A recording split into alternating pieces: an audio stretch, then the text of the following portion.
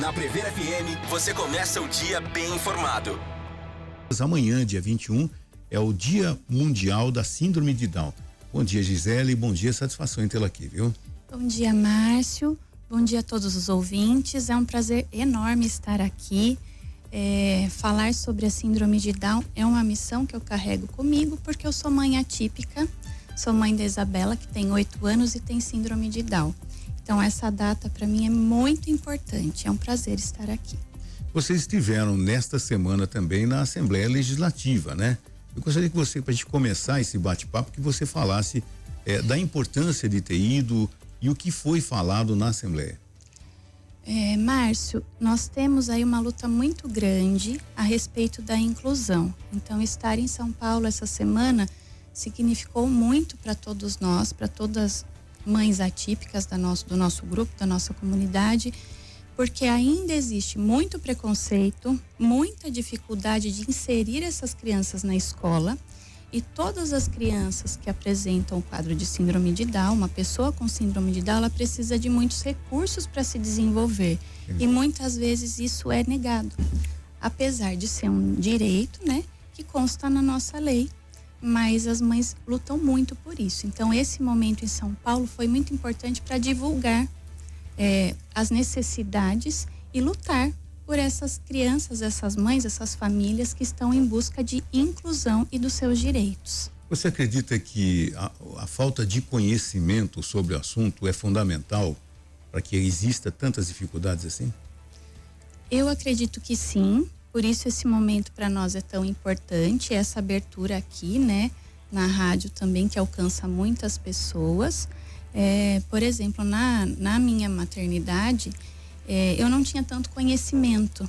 Entendi. Então tudo que a gente não conhece gera um incômodo, uma estranheza, e foi muito difícil buscar informações quando a Isabela nasceu. Eu vou partilhar um pedacinho da minha trajetória, porque existem pesquisas que apontam que a maioria das mães passam por isso. Então, 80% das mães descobrem que a criança tem síndrome de Down a hora que a criança nasce, o que eu também não sabia. A forma que é dada a notícia para essa mãe logo após o parto, também existem pesquisas que apontam que normalmente foi dada de forma errônea e não houve acolhimento.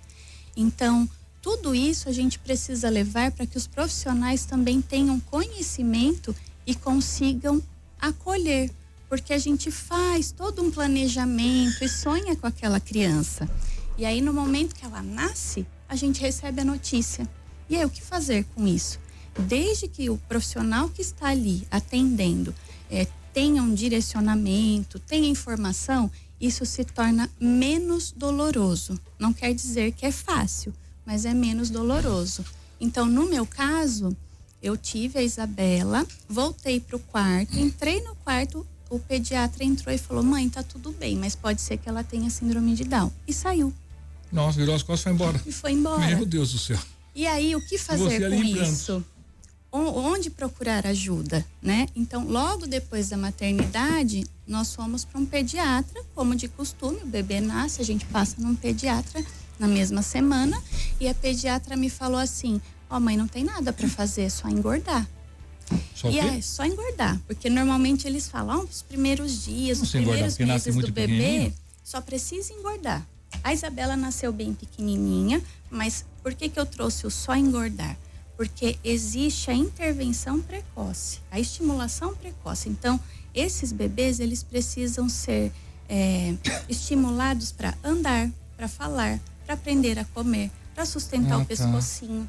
E se não é feito logo no começo... Ele tem um estímulo porque ele não nasce com isso, sei lá, ele desce com isso limitado. Ele nasce com um atraso, né? Aí a professora Kátia tá aqui, ela é pediatra, ela pode explicar um pouco melhor. Ela está chegando aqui também, a doutora Kátia Fonseca, bom dia, satisfação em tê-la aqui também, bem perto do microfone, por favor. E essa reação, contando como aconteceu com a Gisele, essa sequência é uma sequência normal quando as pessoas... na hora do parto, é assim que ocorre a notícia e tudo mais, doutora? Bom dia a todos, eu sou a Kátia, agradeço o convite da Gisele e aí o pessoal da rádio.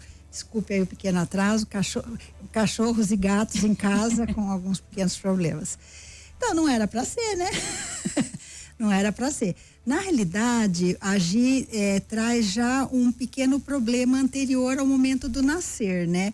O ideal é que hoje em dia, com a tecnologia que a gente tem, né, de pré-natal, de exames, que a gente consiga detectar que tem alguma malformação, alguma síndrome já durante a gestação, pra se né? preparar, né? Isso, porque aí você prepara, a mãe já sabe que ela vai nascer, que tem uma síndrome de Down, que tem ou não um problema cardíaco, e aí você já vai aprendendo, né, a lidar com essa situação, porque nasce um nenê normal, um nenê lindo, inclusive, né? O olhinho puxado, né?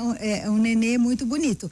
Normalmente, quando você falou, mas é normal nascer pequeno, é que vocês não estão vendo o tamanho da Gisele, ela é pequena, né? Porque a gente tem a herança dos nossos pais.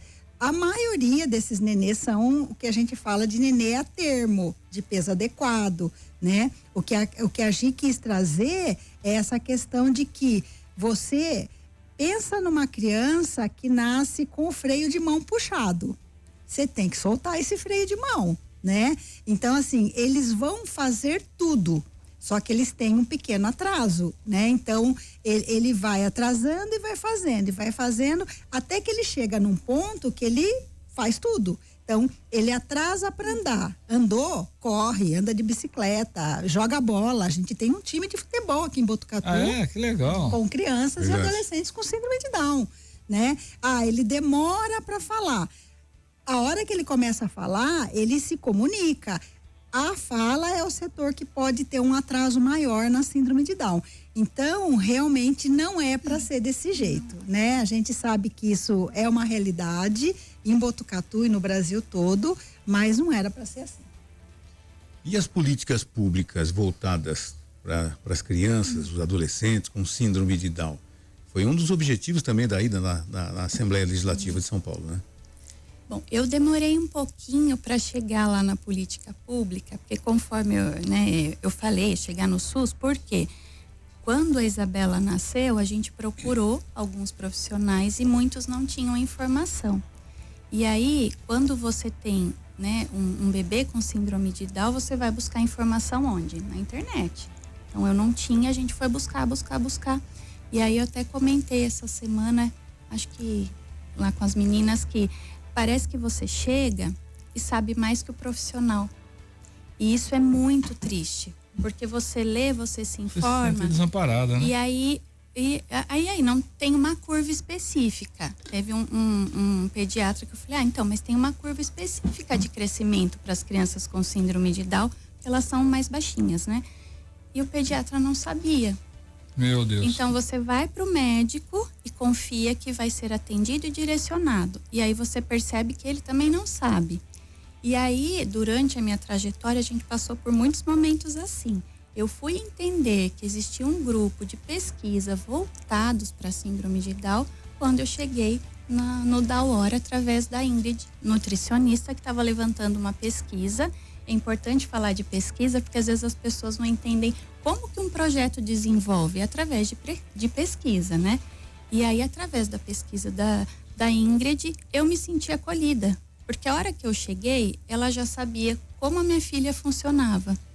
E ela foi vista de uma maneira integral e digna. E eu não precisei ficar falando, olha, ela tem essa questão aqui. Ela realmente sabia com quem ela estava lidando. E isso me trouxe aconchego, porque poucas vezes nós passamos por isso. Por isso é tão importante divulgar esse projeto. Por isso que a professora Kátia tinha que estar aqui hoje. Olha, uma coisa que me preocupa quando eu vejo uma mãe atípica, e se eu tivesse na sua condição, no início do século XX aí, a expectativa de uma pessoa com síndrome de Down era de 10 a 20 anos. Hoje passou para 60. Então elas vão sobreviver aos pais, que são as pessoas que melhor conseguem cuidar, porque além de aprender a lidar com a situação, tem a questão amor, e isso é um remédio mágico, né? Que faz tudo. E depois que eu sou É pai atípico também ou sua mãe atípica? Pai atípico. Pai atípico também. É que eu nunca ouço falar pai atípico, eu ouço falar muito mãe. Parecem muito. Pai, vamos parecer um pouquinho mais. Mas enfim, você vai uma hora se adiantar de nós. E muito provavelmente o teu filho, é filho ou filha? Filha. Filha vai estar aqui ainda. Como é que é esse cuidado? Como é que se prepara para isso? Dentro de uma política pública, porque daí, quando não tiver mais aqui, passa a ser responsabilidade de quem? O avô já foi, tá? Quem, às vezes não tem um familiar perto, tal. Como é que se prepara para isso? Isso que mais me assusta, acredita? Uhum. Isso que você trouxe é muito interessante. Quer dizer, antigamente nascia uma criança com síndrome de Down ou com deficiência intelectual, porque qual que é a deficiência da pessoa com síndrome de Down? É uma deficiência intelectual leve a moderada. É disso que nós estamos falando. É uma pessoa que nasceu com um cromossomo 21 a mais, né? Nós todos temos 2 cromossomos 21 e 2 de todos os outros nossos. Essa criança nasceu com a trissomia do 21. Um terceiro cromossomo 21 em 96% das vezes dos casos dessa alteração cromossômica. E isso dá algumas características, né? Características físicas, pode trazer a cardiopatia junto quando nasce, pode trazer problemas de tireoide. Então, por que antigamente eles morriam cedo? Porque as pesquisas não eram realizadas e você não sabia tudo isso. Você não sabia algumas questões alimentares que a Gi trouxe. Então, eles têm uma tendência a ter uma deficiência de zinco, então você vai ter que alimentar com alimentação rica em zinco, provavelmente você vai ter que repor esse zinco, né? Você vai ter que acompanhar a parte cardíaca, você vai ter que acompanhar essa parte da tireoide, né? Para ele não ter um hipotireoidismo e você não fazer o diagnóstico. E com as pesquisas e com os conhecimentos, e com a tecnologia, né? Então, antigamente nascia uma criança, não fazia o diagnóstico do problema cardíaco, ela morria no primeiro ano de vida. Hoje em dia você faz o diagnóstico intraútero, você prepara o nascimento dessa criança, você tem equipe de cardiopediatria, de cirurgia cardíaca, você opera essa criança, sobrevive e o resto da vida sem a malformação, né? E isso foi dando essa longevidade. Hoje em dia, em torno de 60 anos ou mais, né? A gente tinha um bem conhecido aqui em Botucatu, né? Da família Cury, que a Cris até estava lá com a gente e ela contou a história do tio, que morreu com mais de 60 anos, sim, que foi incluído no trabalho, que trabalhava, que se divertia, que praticava esportes. E a função da política pública é garantir esses direitos, porque esta criança, a filha da Isa, tem os mesmos direitos que o irmãozinho da Isa. Ela tem o direito de ir para a escola, ela tem o direito de transitar, ela tem o direito de não cobrarem a mais porque ela tem deficiência, ela tem o direito, todos os direitos da saúde, todos os direitos da educação. E com isso, qual é a diferença da filha da Isa e do irmãozinho da Isa? Ela vai ter mais estímulo, ela vai precisar de mais coisa para alcançar o mesmo patamar. E a gente esteve lá na LESP discutindo isso, né? Uma das grandes lacunas, além da saúde, muito mais importante é a educação. A educação não está preparada para incluir essas crianças na escola regular, porque tanto essas crianças quanto as outras se beneficiam dessas crianças com deficiência intelectual na escola regular, porque o mundo é diverso. A gente não escolhe só os iguais da gente pra gente viver, a gente tem que viver e aprender a viver com todo mundo e a gente aprende com os outros. E aí, o que a gente tem visto, Panhose, inclusive estava lá na LESP, um casal de mais de 35 anos, casados, com síndrome de Down. Os dois estudaram em escola pública, ele tem faculdade de propaganda e marketing. Os dois são modelos, os dois vão para academia, eles são casados, eles moram sozinhos, com a mãe perto, no andar de cima, mas eles têm a casa deles. Então, com as políticas públicas, com a pesquisa, com a ciência, o que a gente vê é que a gente vai gerando autonomia, a gente vai fazendo inclusão escolar, inclusão no trabalho, inclusão social. A gente teve aí essa notícia do ano passado das 2 pesquisadoras da Fiocruz com síndrome de Down. São 2 pesquisadoras que fizeram faculdade, que estão na Fiocruz, para tentar avançar nessa questão das políticas e das pesquisas com as pessoas com deficiência intelectual. Então, assim, o céu é o limite da criança com síndrome de Down e da criança sem síndrome de Down. Em nenhuma outra pessoa eu consigo ver tanto amor quando eu vejo uma criança. Elas transbordam amor, que coisa incrível, né? Como elas têm uma energia, porque elas só têm o bem, acho que no coração. Acho que o cromossomo, é isso que falta, é o cromossomo. É um cromossomo a mais. Um a mais, mas é um a mais de amor. Agora, eu li esses dias uma pesquisa japonesa que eles já estão conseguindo em laboratório retirar esse cromossomo a mais, né? Isso abre uma esperança que no futuro nós não iremos mais ter pessoas nascendo com síndrome de Down ou não? Essas tecnologias, elas demoram muito, e outras, você tem que fazer, imagino, né, não vi essa pesquisa, que você tem que fazer um diagnóstico intraútero, né? Como que você vai tirar? Eu não vi ela provando, mas já fizeram, já conseguiram. Né? Em laboratório já conseguiram tirar, para que não mas eu acho que a nossa perspectiva é da diversidade mesmo, viu, Panhose? Acho que a gente não vive para ver. Mais triste sem eles. A gente não vive para ver, e aquela coisa, cada um de nós, olhando bem, cada um de nós tem algum defeito, né? E ali é uma 3, 4, não tem um só não. Eu falo deficiência intelectual leve. Quem de nós, né? É interessante eu ficar sabendo que esse grupo que joga futsal, inclusive, aqui em Botucatu, né?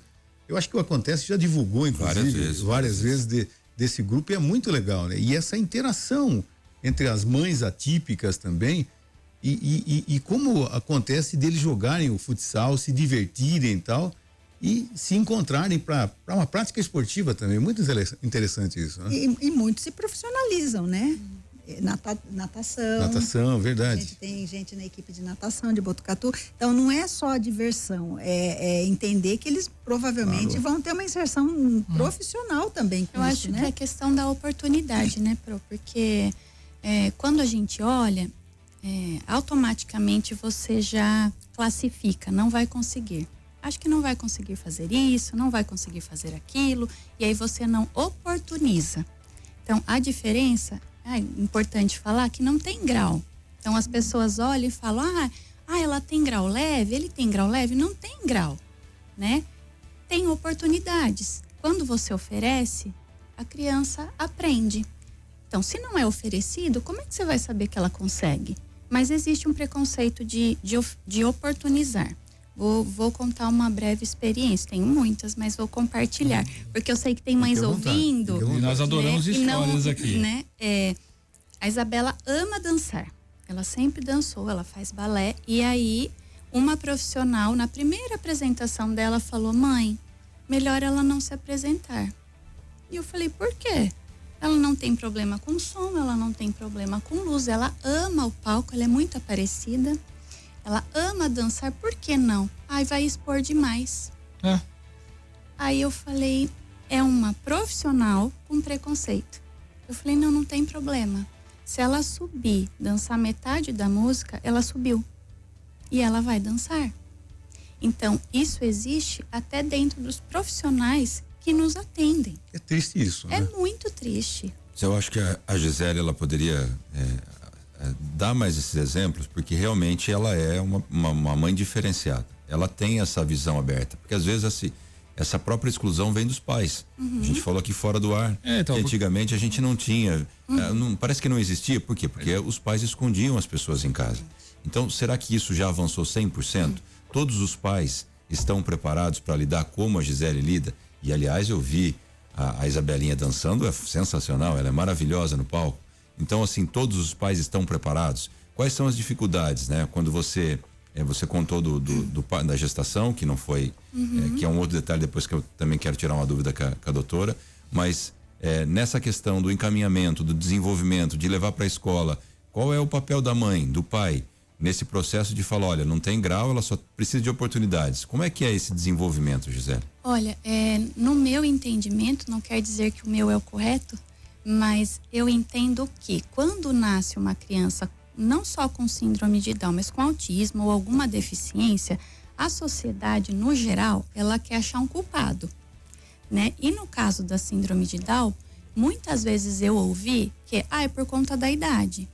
Não é por conta da idade, né? Porque eu conheço casais muito jovens, 18 e 19 anos, que têm filho com síndrome de Down. É por conta da genética, é a família. Então, isso faz com que as pessoas, algumas pessoas tenham uma dificuldade de aceitar por se sentir culpados. Né? A mãe se culpa por isso, os pais se culpam. A culpa foi minha. E aí é difícil trabalhar tudo isso, né? Todo esse emocional, toda essa culpa, como que eu vou conduzir isso? Como eu vou lidar com isso? Porque as pessoas têm preconceito, sim, julgam, sim. Quando você chega lá na escola, a primeira escola que eu fui procurar para colocar a Isabela não é aqui em Botucatu, é uma escola particular que divulgava muito bem a inclusão, porque você via Instagram e propagandas, outdoor. Quando eu falei, ela já tinha idade para estar na escola, mas quando eu falei, ela ainda não anda, porque ela demorou um pouco para andar, eles falaram, eu não tenho vaga para ela. Então, isso acontece hoje. Algumas mães não têm vergonha. Eu acho que elas protegem, porque dá medo. E qual o sentimento quando alguém te fala, não tem vaga para ela? O que passa pela cabeça? Eu ficaria muito bravo. Olha... O sentimento no momento e depois o sentimento que vem depois, né? O meu maior medo como mãe era mandar ela para a escola. Então, como eu via propaganda, eu falei, é essa a escola. Então, eu vou lá. Eu estava muito convicta que ia dar tudo muito certo. E o primeiro lugar que eu fui rejeitada, né? A minha filha foi rejeitada. E eu falei, eu nunca mais vou mandar para a escola.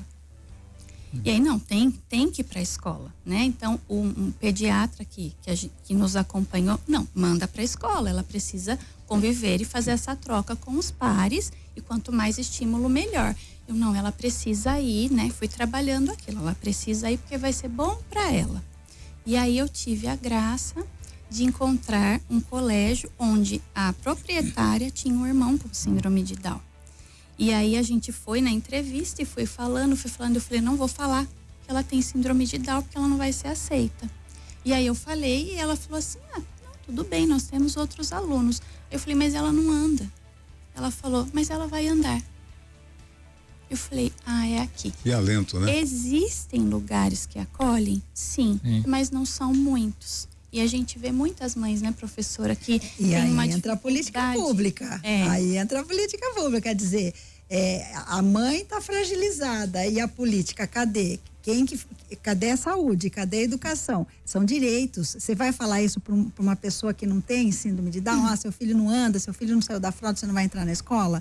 Né? Então, assim, o mundo é perverso, né? E é isso que a gente tenta mudar. O problema dos outros é problema de ninguém. A gente tenta mudar isso através dessas ações, né? Porque que a educação, ela é um direito. A lei de inclusão é de 2015, nós estamos em 2026, tem mais de 11 anos, né? O SUS é de 1988.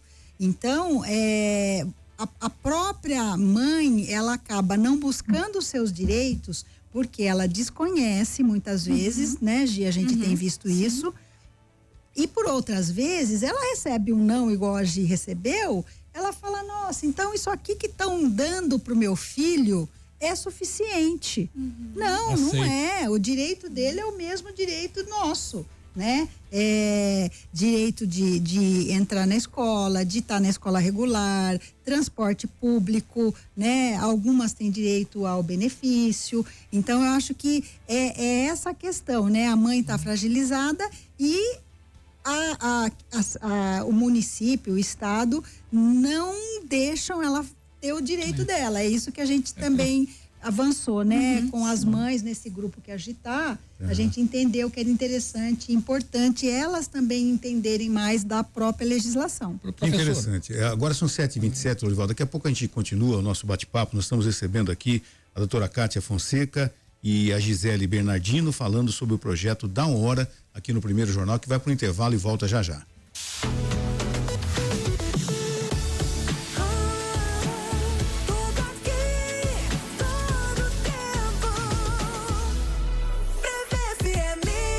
Aqui a gente adora ouvir quem ouve a gente. Por isso a Prever FM toca a sua preferida. Quero música? Só chamar no Zap. De segunda a sábado, às 11 da manhã. Prever FM. A Shark Motors, nesse mês tão especial, celebra a força, a coragem e a determinação de todas as mulheres. Mulheres que inspiram, que transformam e que fazem a diferença todos os dias. E para comemorar o Dia Internacional da Mulher, a Shark Motors preparou uma condição especial. Na compra do seu automóvel, você ganha IPVA e transferência grátis. Shark Motors, homenageando você, mulher. Feliz Dia das Mulheres! Se é para equipar sua cozinha do básico ao profissional, a Zilobel é a solução. Tem fogões industriais, cervejeiras, fornos, panelas e aquecedores a gás, tudo num só lugar. Visite a loja, Avenida Floriano Peixoto, 517 no centro, ao lado do Poupa Tempo. Ou siga para saber mais no Instagram, @Zilobel. @Zilobel. Zilobel, há mais de 50 anos equipando as melhores cozinhas da cidade. Seu prêmio, sua música, Prever FM. Se cada estilo pede uma cor, seu estilo está no Depósito de Tintas Botucatu. Temos uma ampla variedade de produtos das melhores marcas, como Coral, Souvenir, Real. O Depósito de Tintas Botucatu tem uma equipe experiente, pronta para te orientar e ajudar na escolha das cores e tintas ideais. Também oferecemos tintas automotivas e ceras, para manter seu carro como novo. Facilitamos suas compras em até 6 vezes. 2 lojas, Avenida Santana 150 e Avenida Deputado Dante Delmanto 2070. WhatsApp 997 46 96 55. 3 músicas na disputa e você participa dessa decisão. Vota pelo WhatsApp e a vencedora toca inteira na programação. Melhor das 3, de segunda a sexta, às 3 da tarde. Porque aqui quem manda é você. FM.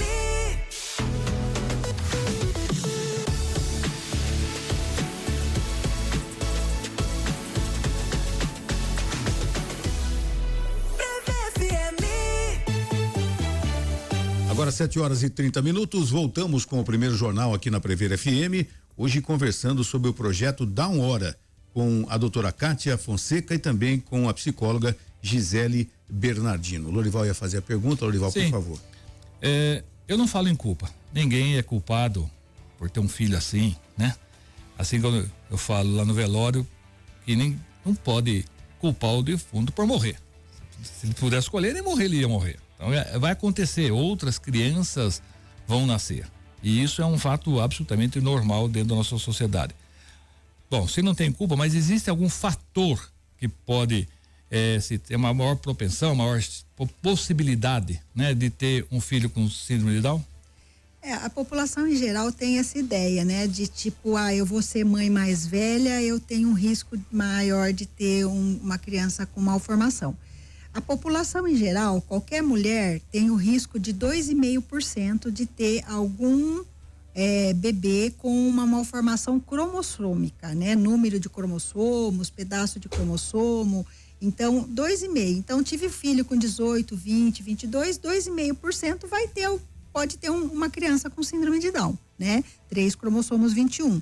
A partir dos 40 anos, essa porcentagem começa a aumentar um pouco mais. Né? Por quê? Porque a gente tem os nossos óvulos, né? Que nasceram com a gente e eles vão envelhecendo com a gente também. Então, na hora que você começa lá no início da gestação, aquelas divisões celulares, de repente você pode ter uma falha na divisão e um cromossomo a mais junto com o outro que estava indo, né? Então, mas isso não é uma culpa, né? Porque a gente não prevê isso, a gente não sabe.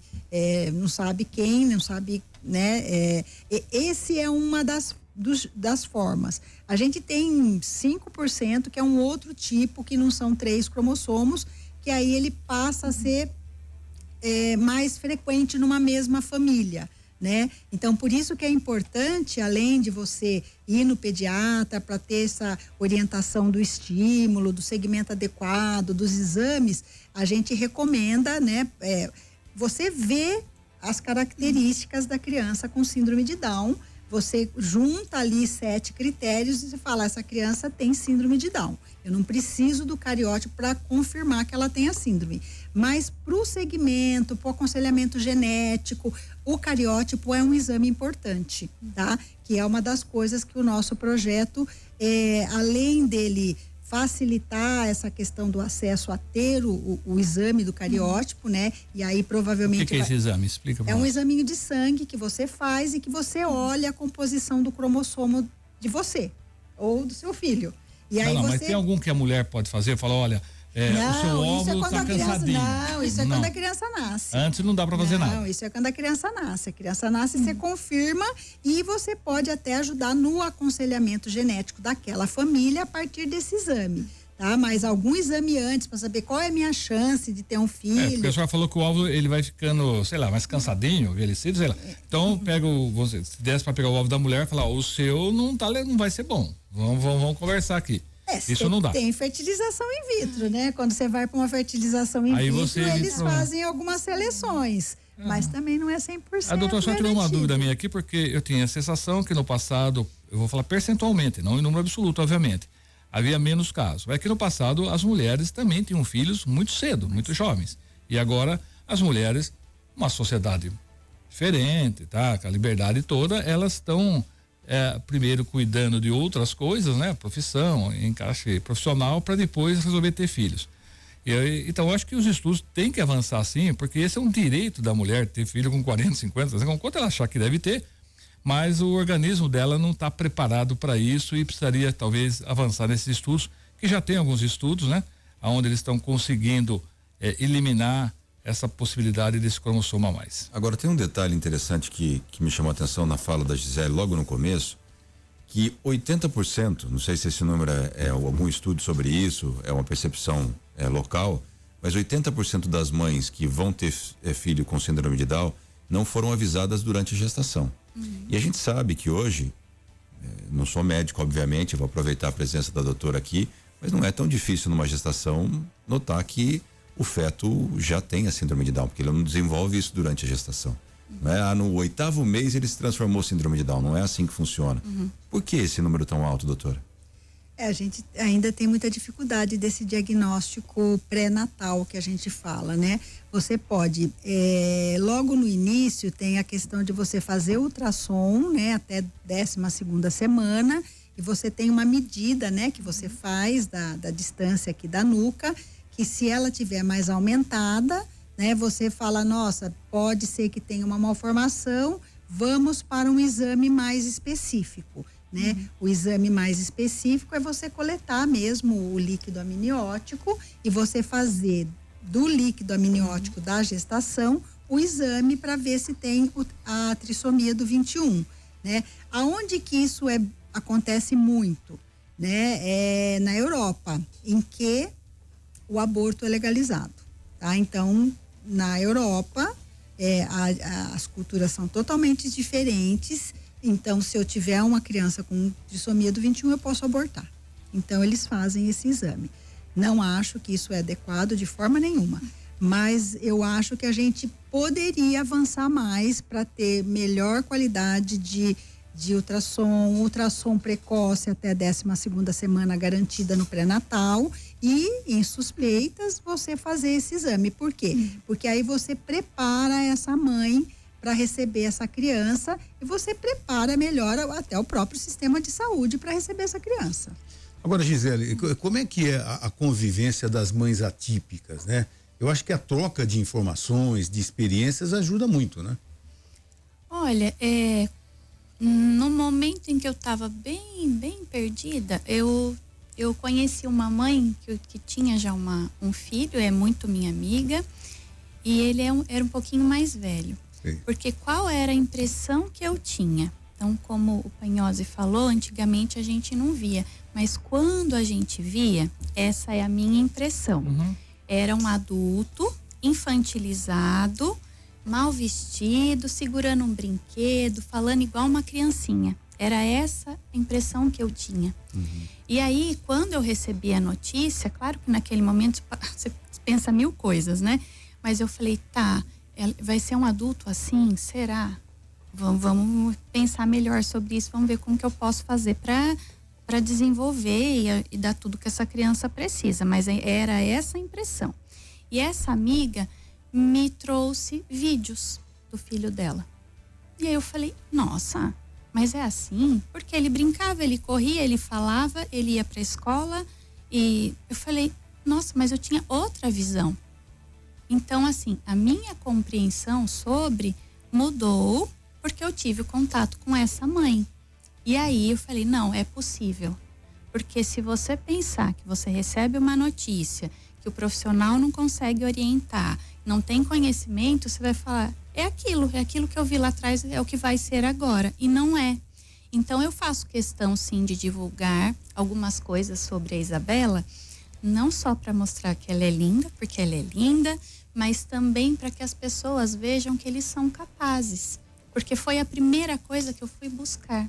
Depois que eu tive o contato com essa mãe, eu fui na internet procurar adultos com síndrome de Down, né? E há 8 anos atrás a gente não tinha tantas pessoas que divulgavam, mas tinha uma mãe ou outra. Eu achei uma no Japão e comecei a conversar com ela, e essa troca é muito rica, porque você só entende a sua situação, a pessoa só entende quando ela está na mesma situação que você, porque às vezes você compartilha com uma mãe que tem um filho típico e você fala, nossa, tá tão difícil tal coisa, tá tão difícil andar. É assim mesmo. Eu passo por isso. Entendi. Não é assim. Então essa troca entre mães é muito rica e é muito acolhedora. Vou só aproveitar o gancho aqui para abrir espaço para Thaís, que está ouvindo a gente, e disse o seguinte: uma das grandes dificuldades para os pais de crianças com deficiência é a necessidade de tentar provar o tempo todo que nossos filhos são capazes. Isso esgota e traz muita desesperança. A briga por direitos básicos previstos em lei.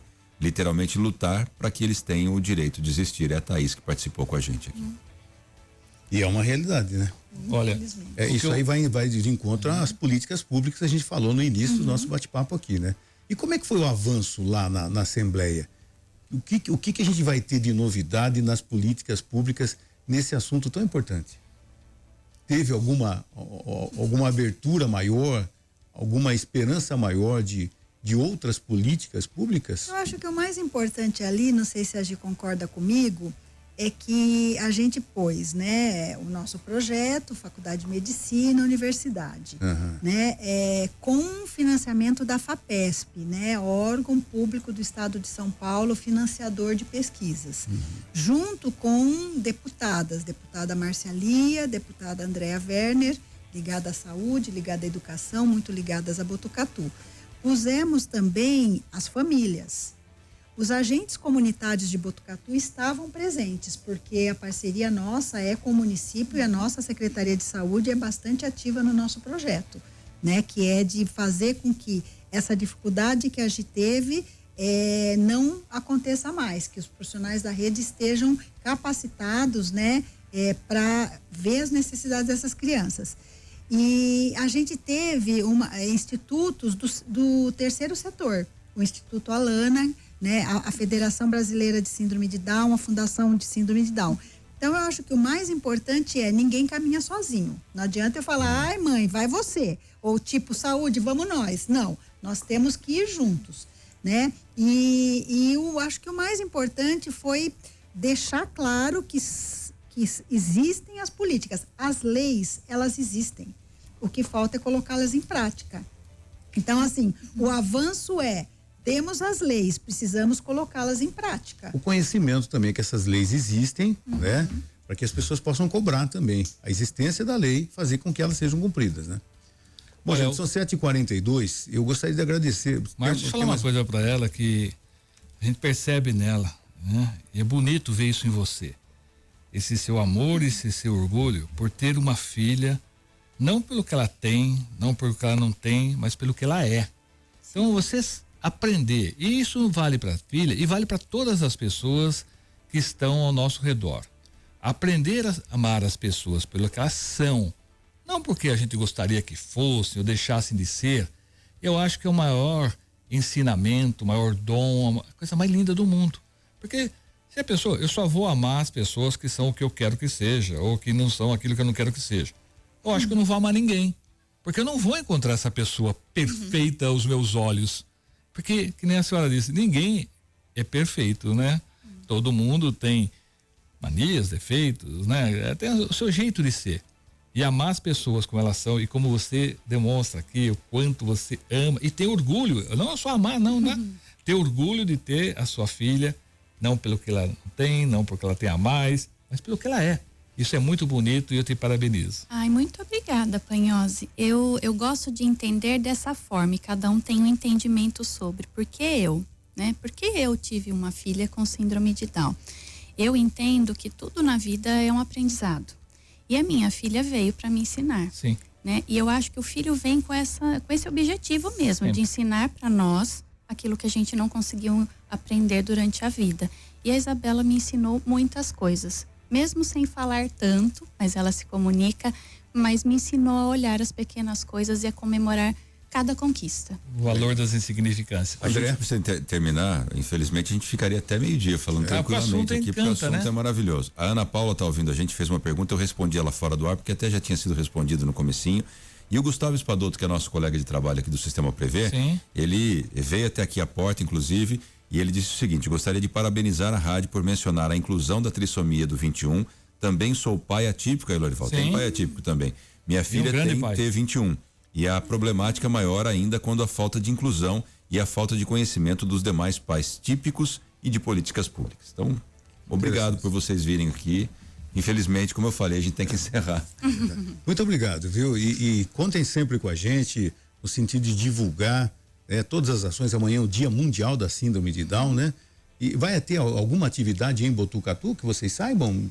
Em Botucatu não, a gente acabou saindo um sábado, por isso que a LESP foi dia 19, porque não daria para ser dia 21. E tem aí vários movimentos, até em São Paulo, uma passeata no dia 29. Nas escolas, eu acho que tem também, das meias trocadas. Vai ser segunda-feira, será? Vai ser hoje. Vai ser hoje. Em alguns colégios vai acontecer hoje.